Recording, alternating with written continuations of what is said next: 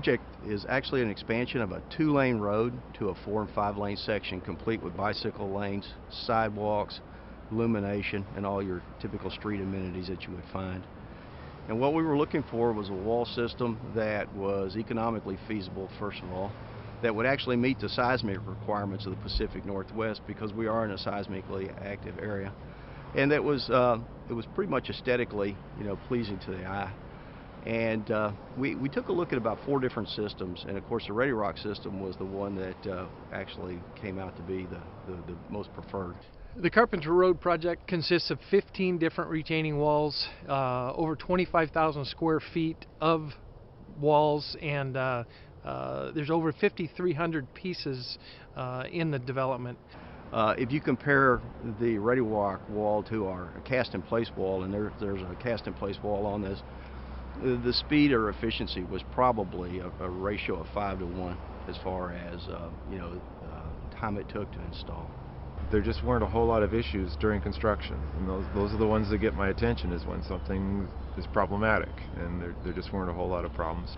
They actually still have working days on this project. They were allotted until about January of 2013 to finish the project, and they finished all of the block construction end of 2011. They had to take the road and buy property from their homeowners, expand the road with the least amount of taking property. From an environmental point of view, when we looked at minimizing the impact of the footprint of the crossing at Lake Lois, we realized that we were going to have something, or require something, with a vertical wall face. The Ready Rock system, because it's a standalone vertical wall face, allowed us to minimize our effect on the environmentally sensitive area. Well, I think it was a very attractive wall. We've gotten a lot of compliments on it. Neighborhoods have even asked where they can get it and try to add portions to their neighborhood on the other sides of their neighborhood. It's very noticeable. It blends with the area really well, and I think that's why everybody likes it so much. Well, generally the first thing we do when we get here in the morning is we open the forms up and get those open. Then I'll go back to where I started and start blowing everything out. And most of the time I don't scrape a lot unless there's real heavy buildup. I try to get under everything as best as possible. As long as you start out and keep the stuff clean, you're not going to have a whole lot of problem.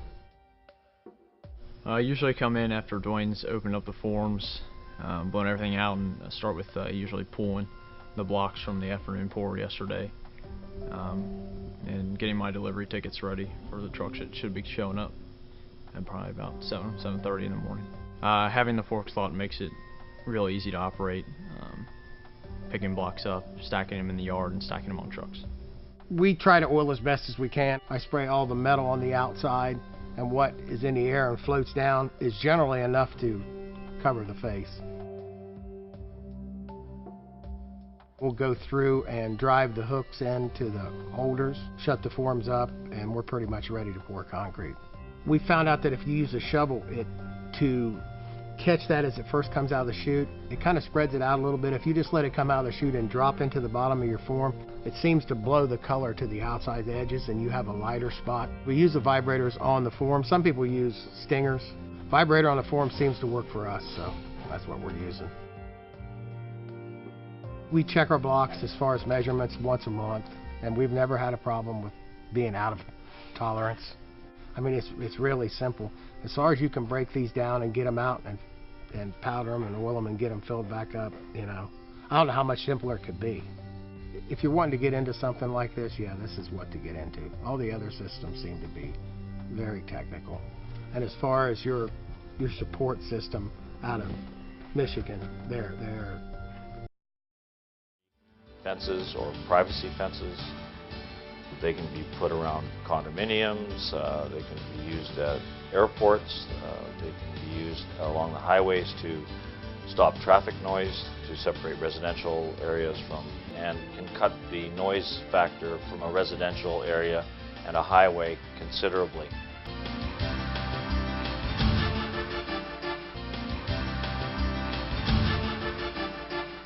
that has fallen apart due to improper placement of reinforcement, also improper concrete, and it's falling apart all over.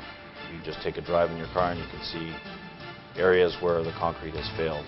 What we've done is we've put stainless steel as a reinforcement and inner products such as basalt to...